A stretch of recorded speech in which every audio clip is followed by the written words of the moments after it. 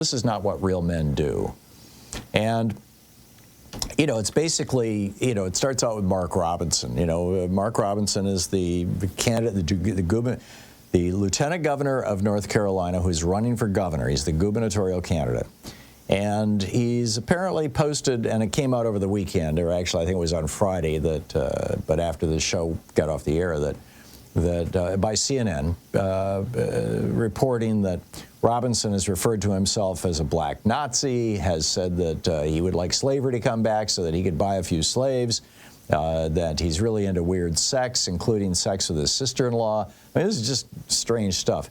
This is the same guy who told a church audience that, quote, some people need killing, who called the queer community maggots, filth, and flies, who claimed Michelle Obama was born a man, who said Jewish bankers are one of the 4 horsemen of the apocalypse, who said that the moon landing was faked, that it's time to start reading the writings of Hitler, and claimed that the movie Black Panther was made by an agnostic Jew only interested in black people's shekels.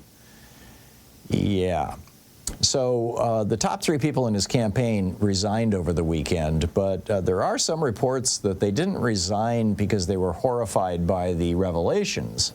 Apparently they've known about this kind of stuff all along. I mean, this is just like kind of par for the course for Mark Robinson.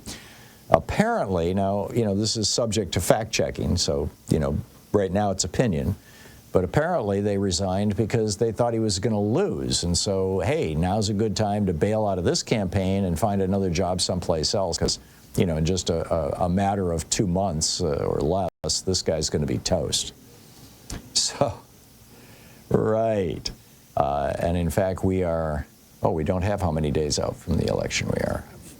32? 42. Thank you, Sean. 42 days out from the election. So, Raw Story report. Raw Story is arguably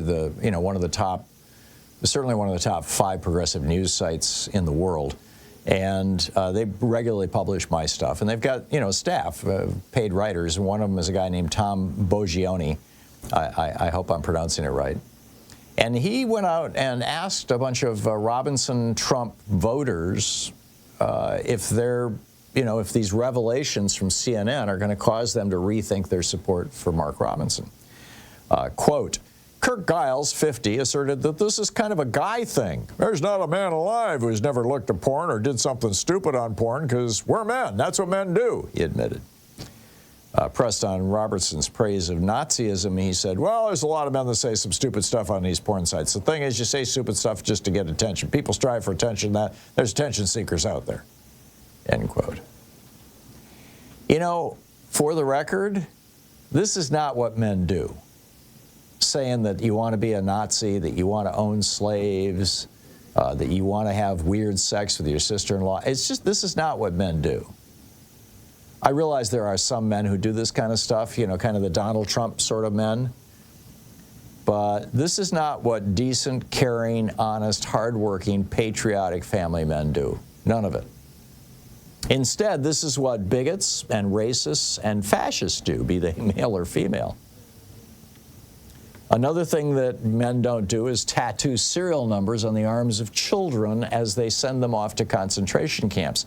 This came from Donald Trump over the weekend. Now, keep in mind, I mean, you know, we had a mass deportation in the 1950s. It was called Operation Wetback. It was run by the Eisenhower administration. They swept up almost 1 million people in the United States and deported them to Mexico. An estimated 20,000 were people who were American citizens, but they just couldn't find their citizenship papers or prove that they were citizens or prove that they were born here, particularly if they were home births, in time for the deportation police. So over the weekend, Sinclair Broadcasting's Cheryl Atkinson asked Donald Trump how to avoid a similar legal and political disaster, because that really hurt the Eisenhower administration when it came out that they were deporting American citizens. And Trump says, we're getting the criminals out, and we're going to do that fast, and we know who they are, and the local police know their names, and they know their serial numbers.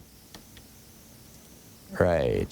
He went after the so-called liberal media and the radical left lunatics. He said, you take a young woman with 2 beautiful children and you put her on a bus and it ends up on the front page of every newspaper. It makes it a lot harder. So yes to mass deportation, even of women and children, but you put one wrong person on a bus or an airplane and your radical left lunatics will try and make it sound like the worst thing that's ever happened. So his solution? give all these children serial numbers. Hey, like, that's never been tried before. Let's just tattoo a serial number on your arm, and we will not lose you, and we will not deport you. How about that? Won't that be sweet? Yeah. Trump has also told evangelicals that if they elect him this year, they'll never have to vote again. And over the weekend, he put this message on his failing Nazi-infested social media site. He said, "Women will be happy, healthy, confident, and free. You will no longer be thinking about abortion because it is now where it always had to be, with the states and a vote of the people." Yeah. Yeah, tell that to the women who have died because of the Trump abortion bans. These are not the words of a real man. Donald Trump is essentially a frightened, angry child, as his niece, Mary Trump, has so often pointed out in her great Substack newsletter.